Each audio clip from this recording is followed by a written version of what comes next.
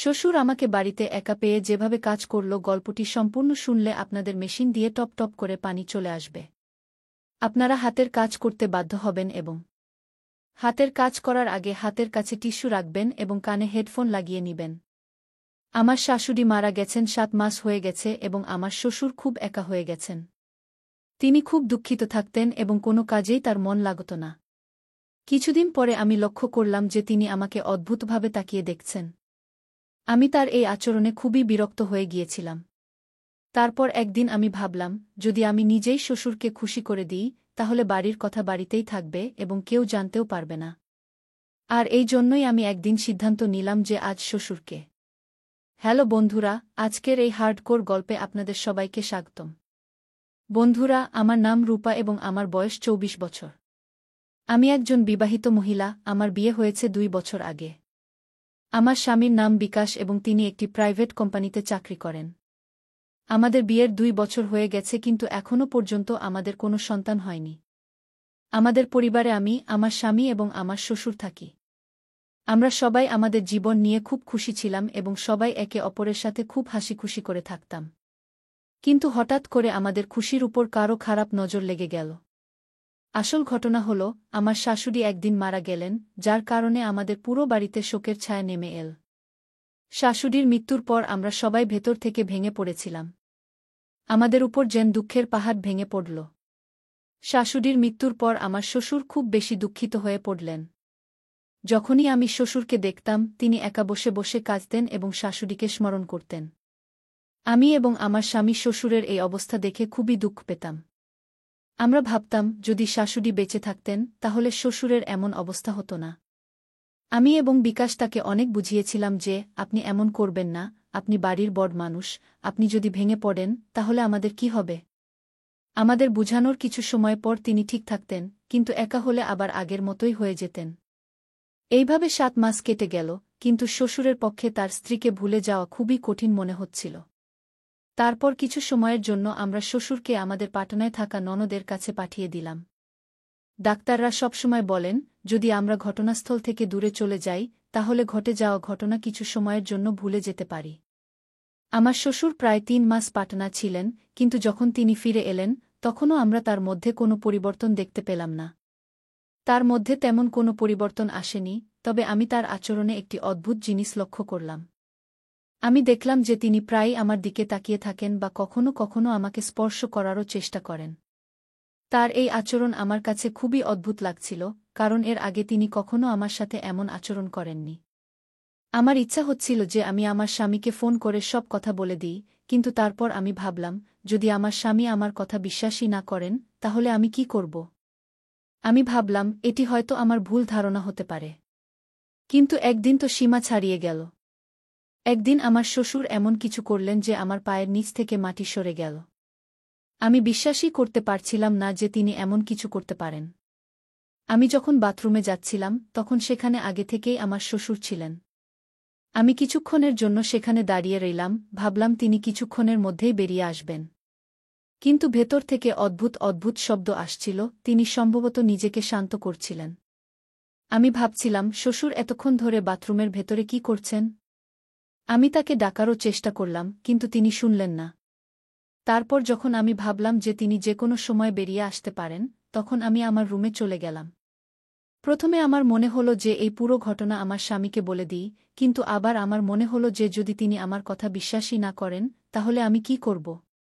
এই ভেবে আমি সারারাত জেগে রইলাম এবং আমার ঘুমই হল না।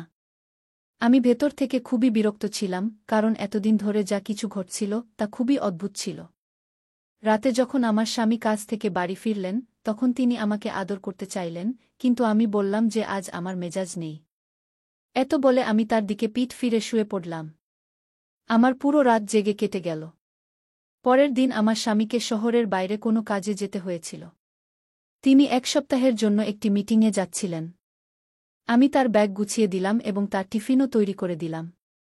কিছুক্ষণ পর আমার স্বামী তার কাজে চলে গেলেন। এখন বাড়িতে শুধু আমি এবং শ্বশুর ছিলেন। আমি ভয়ে কাঁপছিলাম। আমার প্রতিটি মুহূর্ত যেন শতাব্দীর মতো কাটছিল। সারাদিন ঘরের কাজ করেছি এবং সব কাজ শেষ করে আমার রুমে চলে এসেছি। গত রাতে ঘুম না আসার কারণে এখন ঘুম আমাকে ঘিরে ধরতে শুরু করেছে। ঘুমের চাপে আমার চোখ নিজে থেকেই বন্ধ হয়ে যাচ্ছিল। দিনের ৩ বাজছিল, আমি টেরই পাইনি কখন আমার চোখ বন্ধ হয়ে গেল এবং আমি গভীর ঘুমে চলে গেলাম। আমি সাধারণত শাড়িই পরি, কিন্তু কয়েকদিন ধরে বেশি গরমের কারণে আমি সালোয়ার কামিজ পরছিলাম। আমার পুরো শরীর ঘামে ভিজে গিয়েছিল এবং আমি আমার ঘরে গিয়ে পাখার নিচে শুয়ে পড়েছিলাম। প্রায় ১ ঘণ্টা পরে আমি অনুভব করলাম কেউ আমাকে অদ্ভুতভাবে হাত দিচ্ছে। প্রথমে আমি ভেবেছিলাম হয়তো আমি স্বপ্ন দেখছি এবং স্বপ্নে আমি আমার স্বামীর সাথে আছি। কিন্তু তারপর আমি হঠাৎ করে আতঙ্কে উঠে বসলাম এবং আমার কাপড় ঠিক করতে লাগলাম। আমি দেখলাম আমার শ্বশুরজি আমার পাশে বসে আছেন। আমি তাকে দেখে চমকে গেলাম। আমি তাকে জিজ্ঞাসা করলাম, কি হয়েছে বাবুজি? আপনার আমার সাথে কোনো কাজ ছিল? শ্বশুরজি বললেন, বউ, আমার চা খাওয়ার ইচ্ছা করছে। আমি তোমাকে অনেকবার ডাক দিয়েছি, কিন্তু সম্ভবত তুমি শুনতে পাওনি, তাই আমি নিজেই তোমার ঘরে চলে এসেছি। এখানে এসে দেখলাম তুমি শান্তিতে ঘুমিয়ে আছো, তাই ভেবেছি ঘুমন্ত বুকে কেন জাগাবো, আমি নিজেই চা বানিয়ে নেব। কিন্তু এর মধ্যেই তুমি জেগে উঠলে। এই কথাগুলোতে শ্বশুরজি তার সাফাই দিলেন। তখন আমি তাড়াতাড়ি বিছানা থেকে নিচে নেমে এলাম। আমার বুক জোরে জোরে ধড়ফড় করছিল। আমি আমার চুনরি মাথায় টেনে নিয়ে বললাম, বাবুজি, আপনি আপনার ঘরে যান, আমি এখানেই চা নিয়ে আসছি। আমার এতটা বলার পরেই তার মন ভেঙে গিয়েছিল। তারপর তিনি তার ঘরে চলে গেলেন। প্রায় ১০ মিনিট পরে আমি তার ঘরে ১ কাপ চা নিয়ে গেলাম। আমি তার ঘরে গিয়ে দেখলাম শ্বশুরজি তার ঘরে বসে কাঁদছেন। আমি জিজ্ঞাসা করলাম, কি হয়েছে বাবুজি? আপনি কাঁদছেন কেন? কোনো সমস্যা আছে? যদি আপনার অসুস্থতা হয় তবে আমি এখনই ডাক্তারকে ফোন করে দিই। তিনি বললেন, না বউ, এমন কিছু নয়। আজ শুধু তোমার শাশুড়ির খুব মনে পড়ছে। আজ তার খুব অভাব অনুভব করছি। যেদিন থেকে সে চলে গেছে সেদিন থেকে আমি বুঝতে পারছি না কাকে আমার মনের কথা বলবো। আমিও একজন মানুষ, আমারও কিছু ইচ্ছা আছে। আমারও ইচ্ছা হয় আমি আমার মনের সব কথা কাউকে বলি। এখন আমি আর শিশু ছিলাম না যে আমি তার ইশারাকে বুঝতে পারব না। আমি বুঝতে পারছিলাম তিনি কি বিষয়ে কথা বলছেন। তবুও আমি তার কাছে গিয়ে বললাম, বাবুজি, আপনি চিন্তা করবেন না, সব ঠিক হয়ে যাবে। আর যদি আপনার কোনো কথা বলার থাকে তবে আপনি আমার সাথে বলতে পারেন। আমি তো আছি আপনার সাথে। আমি এতটা বলার পরেই তিনি আমাকে জড়িয়ে ধরে কাঁদতে লাগলেন। আমার খুব অদ্ভুত লাগছিল এবং আমার মনে নানা রকম চিন্তা আসছিল। তবুও আমি তার উপর খুব দয়া অনুভব করছিলাম। আর শ্বশুরজির বয়সও এত বেশি হয়ে গিয়েছিল যে আমরা তার দ্বিতীয় বিয়ে দিতে পারতাম না। যদি আমরা তার দ্বিতীয় বিয়ে দিতাম তাহলে আমরা কারও মুখ দেখানোর মতো থাকতাম না। সমাজ আমাদের ত্যাগ করে দিত। এর চেয়ে বরং বাড়িতেই এই সমস্যার কোনো সমাধান খুঁজে বের করা ভালো। একবার আমার মনে হল, যদি আমি নিজেই শ্বশুরজিকে খুশি করে দিই তাহলে কেউ জানতেও পারবে না এবং ঘরের কথা ঘরেই থাকবে। আমি মনকে শক্ত করে নির্বে তার প্রস্তাব মেনে নিয়েছিলাম। তারপর আমি তাকে গোসল করতে বললাম এবং তার কাপড় ইত্যাদি বের করে তাকে দিলাম। কিছুক্ষণ পরে তিনি গোসল করে ফিরে এলেন। তিনি বনিয়ান পরেছিলেন এবং নিচে তোয়ালে ধুতির মতো জড়িয়েছিলেন। তিনি আমাকে দেখে একটু হাসলেন এবং আমিও তার এই আচরণে একটু হেসে ফেললাম।